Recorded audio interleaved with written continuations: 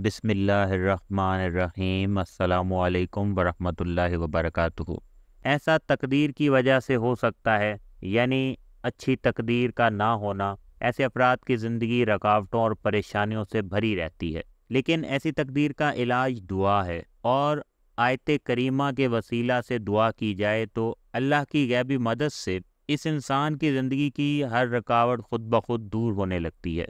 तो आज की इस वीडियो में एक तो आपको बताएंगे आयत करीमा का वजीफ़ा तहज्जुद के वक्त आपने कैसे पढ़ना है, इसका तरीक़ाकार आपको बताएंगे। वीडियो को लाजमी गौर से सुने, आखिर तक देखें। कोई बात ना समझ आए कमेंट बॉक्स में पूछें, कमेंट बॉक्स में दुआएं भी लिखें, सुभान अल्लाह जज़ाकल्लाह लिखें हौसला अफजाई के लिए, और वीडियो को लाइक भी लाजमी करें। अच्छी बात शेयर करना सदका जारिया है, इसलिए इस वीडियो को आगे शेयर भी लाजमी करें। तो आपने तहज्जुद के वक्त उठना है, सहरी के वक्त अव्वल व आखिर 10-10 मरतबा आपने दरूद पाक का विर्द करना है। इसके बाद आपने 2 नफिल तहज्जुद इस तरह अदा करने हैं कि दोनों नवाफिल में आपने अलहम शरीफ के बाद 3-3 मरतबा सूरह इखलास तिलावत करनी है। नवाफिल अदा करने के बाद आपने 100 मरतबा दरूद इब्राहिमी पढ़ना है और 300 मरतबा आयत करीमा इंतहाई मोहब्बत से पढ़ लेना है। ये वजीफ़ा सिर्फ आपने एक ही दिन करना है, और उसके बाद आप कोशिश करें कि रोज़ाना कम अज़ कम 10 मरतबा आयत करीमा पढ़ लिया करें।